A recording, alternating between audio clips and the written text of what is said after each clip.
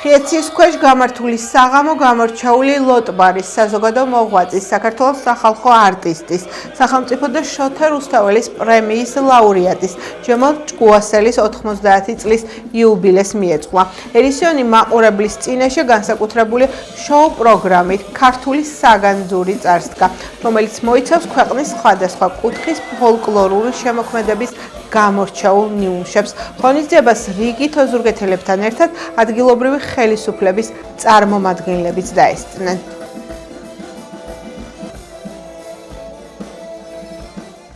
ეს მართლაც ესეთი ძალიან ღირსშესანიშნავი დღე იყო ოზურგეთში,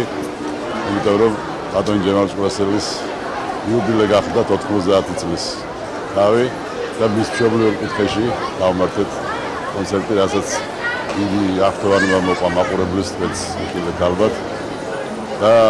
ეს არის პირველი ღონისძიება, რომელიც გაიმართა და მართლაც უპრიანია, რომ აქედან დაიწყო ბატონ ჯემალის რამოდენიმე ღონისძიება მისი იუბილის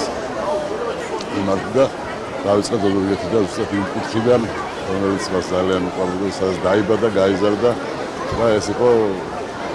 ძალიან სასიამოვნო საღამო. მართლაც სიმბოლურია, რომ ჯემალ ჭკუასელის ქალაქში ჩატარდა ეს კონცერტი და ძალიან სასიხარულო, რომ განსაკუთრებით ძალიან ბევრი ახალგაზრდა დაესწრო ამ კონცერტს, რაც იმას ნიშნავს, რომ ქართული ტრადიციული ხელოვნება ძალიან პოპულარულია ახალგაზრდებში და ძალიან სასიხარულოა, რომ ისეთი უდიდესი ლოტბარის და დიდი მუსიკოსის, როგორც გახდათ ჯემალ ჭკუასელი,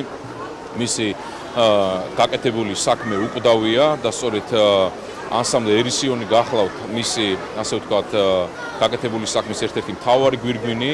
ადამიანი, რომელმაც უდიდესი წვლილი შეიტანა ქართული ტრადიციული ხელოვნების პოპულარიზაციაში, როგორც საქართველოში, ასევე მთელი მსოფლიოს მასშტაბით და მე მოხარული ვარ, რომ ანსამბლი ერისიონი ესეთივე წარმატებით, ესეთივე, ასე ვთქვათ, სიდიადით აგრძელებს ამ გაკეთებულ საქმეს, ამ დაწყებულ საქმეს. უდიდესი პატივი იყო ჩემთვის და არა მარტო ჩემთვის, თითოეული ჩვენგანისთვის დღევანდელი დღე,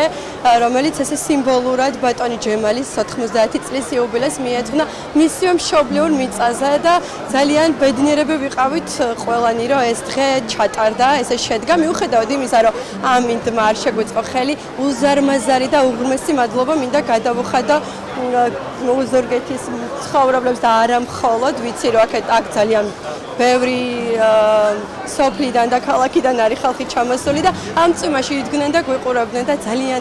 ამაღელვებელი იყო თითოეული ჩვენგანისთვის ეს დღე. მადლობა ამისთვის ყველას.